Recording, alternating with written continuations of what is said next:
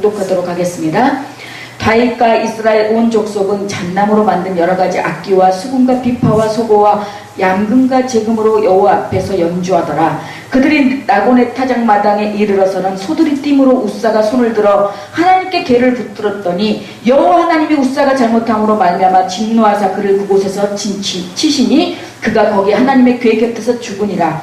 여호와께서 우사를 치심으로 다윗이 분하여 그곳을 베레스 우사라 부르니 그 이름이 오늘날까지 이르니라. 다윗이 그날에 여호와를 두려워하여 이르되 여호와의 궤가 어찌 내게로 오리요 하고 다윗이 여호와 궤를 옮겨 다윗성 자객으로 메어가기를 즐겨하지 아니하고 가드 사람 오베데돔의 집으로 메어간지라.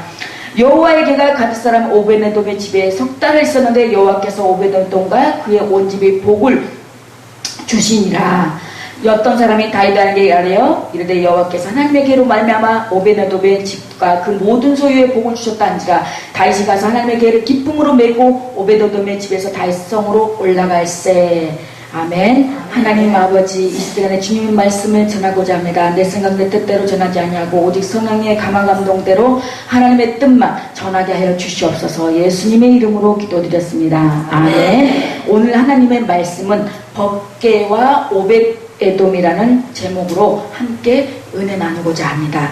이 사무엘하 6장에 요약을 한다면 다윗은 통일 왕국의 왕이 된 후에 기란 여아름에 있던 언약궤를 두 번의 시도 끝에 새로운 수도인 예루살렘에 안전하게 가져옵니다.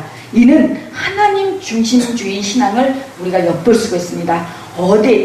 정말 이 언약궤, 이 하나님의 말씀이 들어있는 이 두 돌판이 십계명이 들어있는 이 언약궤를 조심스럽게 두 번의 시도 끝에 마침내 이 두 돌판을 가져올 때는 이 다윗이 신앙이 오직 하나님 중심으로 하나님 중심에 섰다는 걸 볼 수가 있습니다.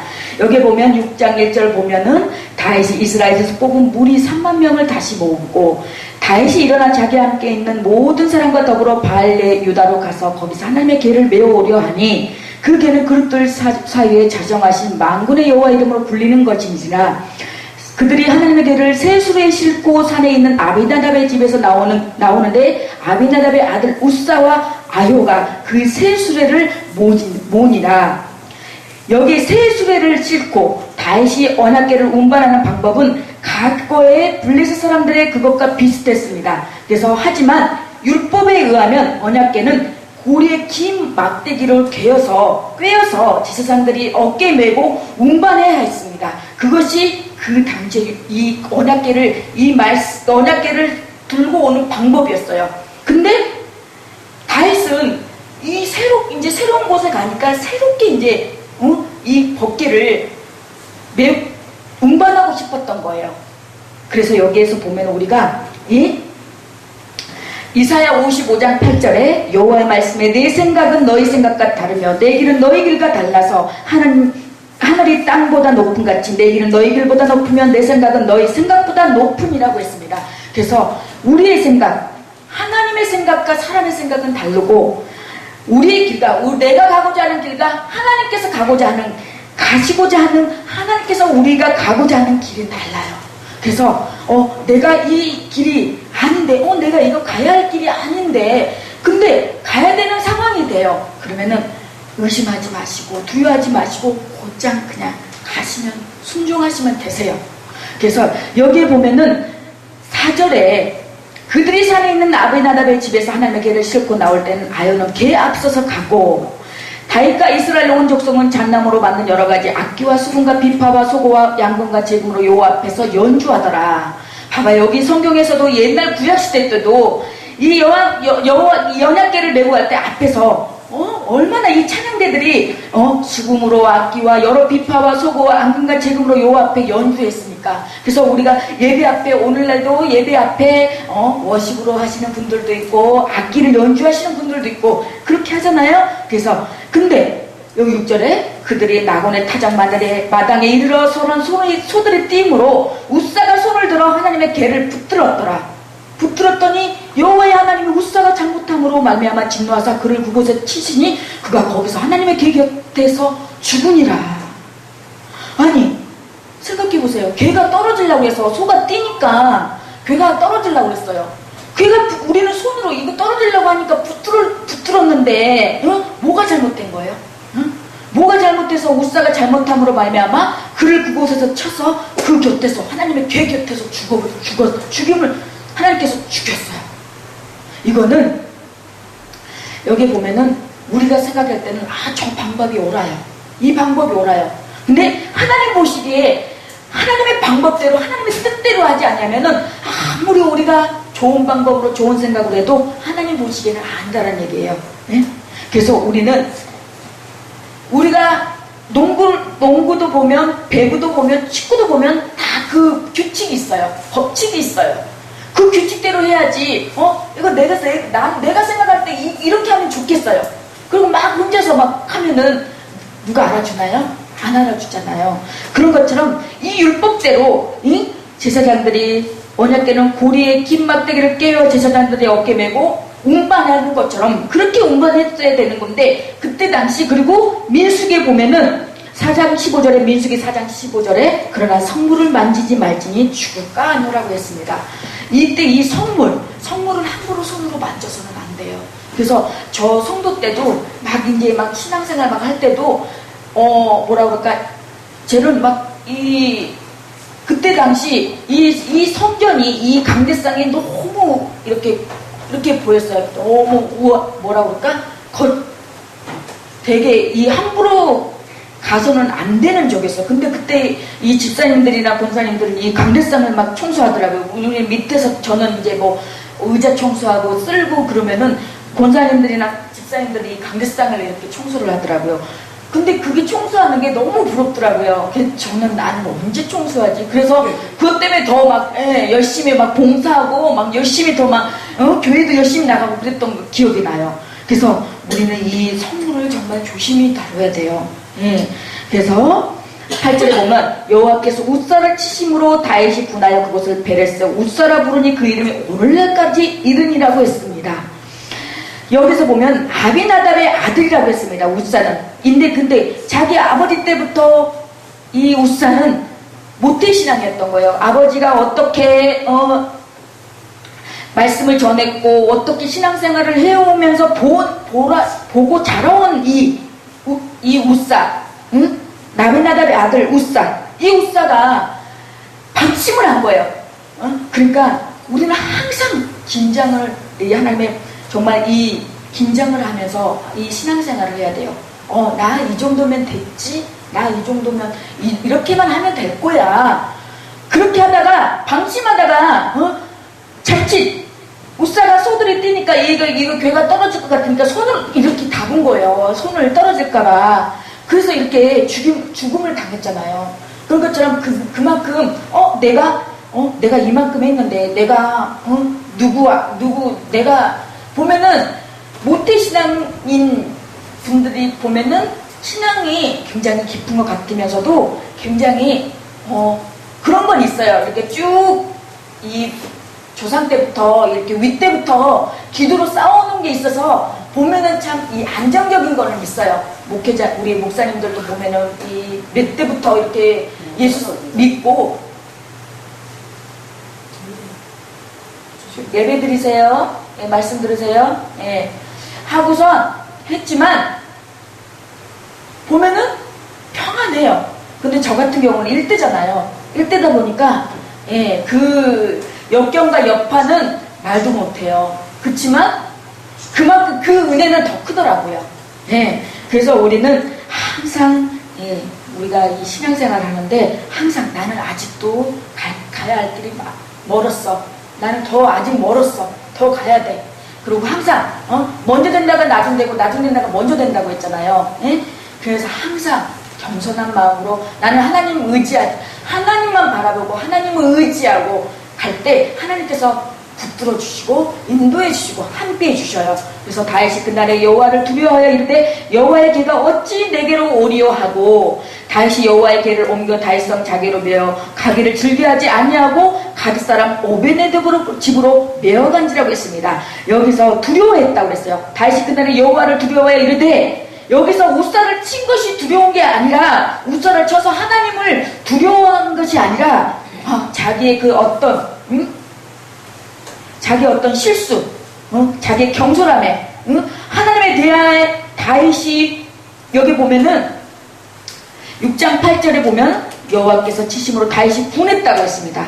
다윗이 우사를 쳐서 죽여서 분한 것이 아니라 하나님께 대한 분노한 것이 아니라 언약궤를 율법에 따라 운반하지 못한 자신의 경솔함 그리고 우사의 부주의한 실수를 탓한 것일 수가 있습니다. 그래서 우리는 이 베레스 우사처럼 정말 경솔함 정말 부주의한 실수를 정말 항상 범하지 마시고 항상 우리가 늘 돌아보며 나 자신을 돌아보며 항상 경계하며 나를 경축하며 그렇게 나아갈 때 우리가 신앙생활을 온전히 끝까지 경주할 수가 있어요. 그래서 다윗이 그날을 여호와를 두려워하여 이르되 여호와의 계가 어찌 내게로 오리요 하고 그랬더니 여호와께서 여호와를 두려워했어요. 그랬더니 자기 실수도 있고 내가 이런 실수를 범했는데 내가 이 여호와의 계를 어찌 내가 모신단 말인가. 그리고 다윗이 여호와의 계를 옮겨 다윗 성 자객으로 메어가기를 즐겨하지 아니하고 갓 사람 오벳에돔의 집으로 메어갔다고 했습니다. 여기서 오벳에돔에 대해서 잠깐 알아보도록 할게요. 이 오벳에돔이라는 뜻은 이름의 뜻은 에돔의 종, 에돔 신의 예배자라는 의미입니다. 그래서 오벳에돔은 갓 사람으로 가드림몬 네이 사람의 성읍 출신으로 보는데 그는 기한 여린과 예루살렘의 중간에 살고 있었는데 그것이 바로 우사가 법궤에 손을 대었다가 죽은 근방이었습니다. 우사의 죽음으로 충격을 받아 행렬이 더 이상 지내지 못했고 그 인간에 있는 오벳에돔의 집에 잠시 머물게 되었습니다. 그 기간이 3개월이었어요. 근데 하나님이 이 오벳에돔과 그 온 집을 축복하심으로 법궤를 드렸던 다윗 왕과 이스라엘 장로들이 새로운 이해를 갖게 된 것입니다. 세상에 사람이 법궤를 운반하다가 우사가 손을 들어서 손을 만진 바람에 우사가 그곳에 죽었는데 어떻게 그게 행사가 진행이 되겠어요? 아수라장이 됐을 거 아니에요. 그리고 사람들이 얼마나 무서웠겠어요. 근데 이 오벳에돔은 그런 난리 법석에도 불구하고 그 두려움을 다 지켜주고 남들이 꺼려하는 거 다윗조차도 꺼려하는 그 오벳에돔의 이 법궤를 석 달 동안 자기 집에 모셨어요. 그랬더니 그 온 집을 축복하심으로 집만 축복했나요? 오벳에돔만 축복받았나요? 그 자사 손손대 대동까지 축복을 받았어요. 그래서 오벳에돔의 집에서 예루살렘으로 옮겨지는 법궤는 하나님의 지시대로 장로들의 어깨에 메고 올라갔다고 했습니다. 오벳에돔은 뜻밖의 자기 집에서 법궤를 맡게 되었고 짧은 기간에 다른 사람의 눈으로도 확인할 수 있을 만큼 하나님의 은혜와 축복을 받게 되었습니다. 이 소문은 그 지역이나 그 동네에 다 퍼졌어요. 그래서 법궤는 두려워할 대상이 아니라 가까이 할 대상임을 알게 됐어요. 그래서 이 법궤, 이 하나님의 이 말씀이 두들판이 들어있는 이 법궤, 정말 이 말씀은 정말 우리가 이 말씀을 지키고 말씀대로 살려고 이 몸부림칠 때 우리가 이 십계명 다 온전히 지키는 사람이 얼마나 될까요? 그러나 그 지키려고 하는 그 마음 자세, 몸가짐, 그것을 주님은 보신다는 거예요. 그래서 내가 부족하지만 나는 이 하나님의 뜻대로 이 십계명을 지킬 수가 없습니다. 난 내 의지대로 내 힘대로 안 됩니다. 그러니 주님 도와주십시오. 주님만이 하실 수가 있습니다. 그리고 늘 주님을 의뢰하고 주님 도와주세요 하고 항상 주님을 중심으로 우선순위를 두고 예배를 우선순위를 두고 했을 때 그 가정에 축복이 만배로 임했고 또 그 자사손손까지 임한 것을 알 수 있습니다. 쭉 이제 말씀을 보면은 정말 자사손손까지 지금까지 이 말씀에 이 기록이 되어서 지금까지 이렇게 말씀을 전해주고 있잖아요. 그래서 마태복음 25장 21절에 그 주인이 이르되 잘하였도다 착하고 충성된 종아 내가 작은 일에 충성하였으면 내가 많은 것으로 내게 맡기리니 내 주인의 즐거움에 참여할지라고 했습니다. 그래서 가드 사람 오벳에돔과 법궤는 정말로 우리가 오벳에돔 하면은 3개월 동안 많지도 않아요. 3개월 동안 법궤를 모신 그 결과 오벳에돔뿐만 아니라 자사손손까지 정말 온 집에 축복을 받게 되는 그런 역사, 그런 결과를 낳았어요. 그래서 내가 생각했을 때 다른 사람이 김승희 하면 김승희는 뭘까? 뭔가 저분은 찬양이야. 저분은 말씀을 잘 전해. 그런 뭔가가 연상이 되는 그런 걸로 남아야 되지 않겠어요? 네? 저 누구 하면은 말이 너무 겹쳐. 누구 하면은 너무 싸나워. 그렇게 인상으로 남으면 안 되잖아요. 저 사람 누구로 하면 누구다 하면은 우리 이순기 성도님 하면은 정말 춤도 잘 추고 정말 온유하고 그런 사람으로 딱 이렇게 인상에 남아야지. 새침대기고 싸납고 막 그렇게 남는다면은 안 좋잖아요. 그래서 우리는 항상 하나님 앞에 사람 앞에 하나님 보시기에 사람 보기에 정말 그런 좋은 인상으로 남아야 돼요. 좋은 기억으로 남아야 돼요. 그래서 여기에 보면은 신앙은 쉽게 화내고 쉽게 분노하고 조급한 것이 아닙니다. 정상적인 판단과 이성적 기능이 마비 상태일 때 나타나는 현상입니다. 저도 참 자율질이에요. 보기보다. 네, 우리 어르신들한테는 우리 성도님들이니까 참 이렇게 착하고 천사처럼 이렇게 하지만 이렇게 좀 저기 하면 저 하면은 막 아닌 거에 대해서는 막 이렇게 막 저기 하는 게 있어요. 근데 또 성질이 좀 욱하는 게 있어서 그렇지 뭐 또 마음에 담아갖고 막 홍하거나 그런 건 없어요. 그래서 우리 아빠가 맨날 그랬어요. 아싸르다고 뒤끝은 없다고 맨날. 근데 이미 욱해가지고 그 사람한테 이미 상처 준 거잖아요. 이미 그 사람 상처를 받았는데 뒤끝은 없다고. 뒤끝은 없는 것은 자기 사정인 거고. 그래서 될 수 있으면이 아니라 정말 이 분노는 좋지 않아요. 잠언 14장 17절에 보면 노하기를 쏟게 하는 자는 어리석은 일을 행하고 악한 계교를 꾀하는 자는 미움을 받느니라고 했고, 야고보서 1장 20절에 사람이 성내는 것이 하나님의 은을 이루지 못함이라고 했어요. 그래서 내가 진짜 저기 앉아 계신 소홍재 목사님한테 제가 진짜 성질을 많이 냈거든요. 근데 이 말씀, 오늘 말씀을 준비하면서 이 성내는 것이 하나님의 의를 나타내지 못한 거예요. 아무리 찬양은 잘하고 아무리 말씀을 여기서 옥구슬 굴러가는 소리로 말씀을 전해도 성질 한번 내면 그거 다 은혜 다 쏟아버려요. 그래서 옛날에 부흥회하고 실컷 은혜 받고 집에 가면 남편이, 집에 가면 자식이 막 화를 내게 만들잖아요. 그러면 그때도 꾹 참고 이겨야 되는데 그때 확 하면은 그 은혜 받은 거 다 쏟아고 다시 또 시작되는 그런 게 있어요. 그래서 우리는 어찌됐든 간에 화를 내면은 별로 참고 그냥 이런 게 보이면은 저런 게 상대방에 대한 어떤 그러한 모습이 보이면 그냥 묵묵히 하나님 앞에 기도하세요. 기도하고 그리고 화를 내지 마시고. 그래서 오늘 본문에서 오벳에돔이 3가지 복을 받았는데요. 첫째로 자손이 번성하는 복을 받았어요. 오벳에돔에게서 난 자가 62명이며 라는 본문 말씀을 통해 오벳에돔의 자손 번성의 복을 받은 사실을 확인할 수 있습니다. 둘째로 자손들 중에서 큰 인물이 나왔어요. 그 아들 스마야도 2 아들을 낳았으니 저희의 축속을 따르시는 자여 큰 용사라는 말은 지도자가 배출됐어요. 세 번째로 자손들 모두 능력이 있는 유능한 사람들이 됐어요. 이는 다 오벳에돔의 자손이라 저희와 그 아들들과 그 형제들 다 능력 있고 그 직무를 잘하는 자니, 여기서 능력이 있다는 말은 재력이 있다, 막강한 군사력을 가지고 있다는 뜻입니다. 이와 같이 오벳에돔은 하나님께로부터 자손의 복을 받았을 뿐만 아니라 집안에 두루 형통하고 번성하는 복을 받는 그런 사람이 되었습니다. 그래서 우리가 마지막으로 작은 일에 충성한 결과 하나님의 영광의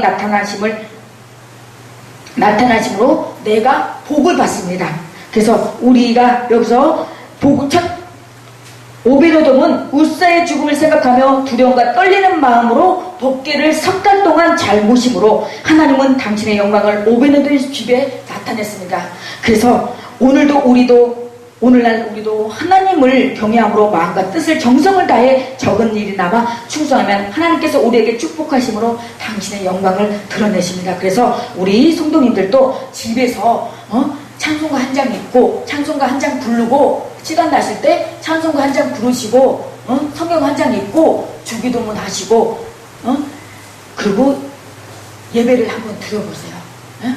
처음에 사도신경하고 찬송가 한 장 부르고 아무 성경이나 한 장 창세기부터 보시고 싶은데 한 장을 딱 읽고 주기도문 하시고 그리고 한번 예배를 가정 예배를 한번 드려보세요. 그래서 우리가 이 하나님 앞에 늘 가정에도 예배를 드리면 하나님은 어떤 예배든 간에 이 예배를 기뻐 받으세요. 제가 이 개척교회에 하셔서 처음에 하나님께서 훈련시키느라고 처음에는 이렇게 저 아는 분들이나 뭐나 처음에는 정말 이렇게 시끌벅적하게 예배를 드렸어요. 근데 하나님께서 이래도 네가 예배를 드리나 싶어가지고 그 사람이 한두 사람 두 사람 하더니 한두 번도 한 번도 안 오는 거예요.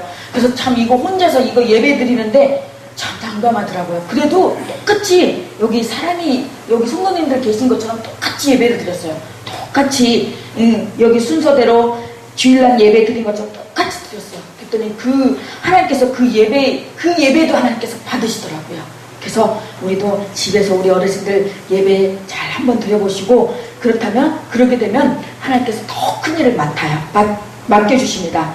즉 오베네돔은 하나님의 성전의 문지기로서 봉사하는 데 있어서 가장 중요한 남방의 문을 담당시켰어요. 그래서 이 문은 다윗과 솔로몬의 왕궁이 있는 쪽으로 왕이 사용하는 문인데 이 특별한 위치를 얻게 된 것은 제비뽑기를 통해 하나님께서 축복하신 결과 때문이었습니다. 그래서 오벤에돔을 통해서 우리가 배울 교훈이 무엇인가 잠깐 짧게 정리하면 첫 번째로 하나님을 섬기되 하나님의 법대로 섬겨야 돼요. 그래서 두 번째로 오벤에돔의 순종으로 큰 축복의 조건이 되었습니다. 세 번째로 웃사에게는 법궤로 인하여 진노가 내렸으나 같은 법궤를 인하여 오벤에돔의 집에는 복이 내렸습니다. 그래서 여기에 축복과 오벤에돔은 축복을 받고 웃사는 저주를 받아 죽음을 당했어요. 그래서 여기서 이 축복과 저주의 갈림길이 있는데 우리가 웃사를 봤을 때 웃사는 하나님을 잘 모신다고 자기 딴에는 모신다고 이 웃사 법궤 떨어진 것을 안 떨어지기 위해서 붙들었다가 죽임을 당했어요. 그것은 하나님의 뜻대로 살지 않고 하나님의 뜻대로 가지 않고 하나님의 방법대로 가지 않고 자기 방법대로 자기 뜻대로 자기 고집대로 가다가 그렇게 된 거예요. 근데 오베데돔은 그 죽임을 당한 그 사람들이 다 꺼려하는 오베데돔 그 법궤를 즐거이 기쁨으로 순종함으로 석 달을 자기 집에 모심으로 말미암아 가족들도 자손들도 큰 축복을 받았어요. 그리고 네 번째, 오베데돔은 법궤에 관련된 일련의 사건들을 익히 잘 알고 있었을 것임에도 불구하고 하나님의 궤를 자기 집으로 영접하여 섬겼어요. 그리고 오베데돔은 자기 집의 법궤를 기쁨으로 받아들이고 석 달 동안 충성스럽게 섬겼습니다. 그리고 여호와 임재를 상징하는 언약궤를 어떻게 모시느냐에 따라 복의 방향이 결정되는 것입니다. 그래서 우리는 이 사울 시대에 아비나답의 집으로 언약궤로 모신 후 20년이 지나고 다윗의 왕이 되어 그 언약궤를 예루살렘으로 옮기려는 과정에서 3개월간 오베데돔의 집에 모시게 되었던 이 오베데돔처럼 정말 이 하나님의 이 예배, 이 하나님의 이 말씀 중심, 예배 중심 이걸 잘 드리기만 해도 하나님 앞에 잘 드리기만 해도 정말 하나님께서 정말 복을 내려주신다는 말씀, 그 말씀을 정말 소홀히 여기지 마시고 예배를 소홀히 여기지 마시고 정말 예배에 정말 생명 걸고 예배에 하나님께서 이 예배 자리를 기뻐하신다는 것을 잊지 마시길 바랍니다. 그래서 성도 여러분, 오베데돔은 기쁨으로 법궤를 영접했습니다. 또한 충성스럽게 그 법궤를 섬겼던 용기 있는 신앙으로 큰 복을 받았습니다. 성도 여러분, 법궤를 통해 저주받은 자도 있고 오베데돔과 같이 축복을 받은 사람도 있습니다. 이는 하나님의 말씀대로 살아가는 자는 하나님이 함께 하시는 복을 받지만 하나님의 말씀대로 살지 않고 자신의 뜻대로 살아가는 자는 사단이 틈타는 고난을 받게 된다는 것을 말해줍니다. 그러므로 성도 여러분, 오베데돔과 같이 하나님의 말씀을 잘 깨달아서 기쁘고 충성을 다하는 사람이 되어 성도님들 되어 영육간에 큰 축복을 받으시길 예수 그리스도 이름으로 간절히 축원합니다. 아멘.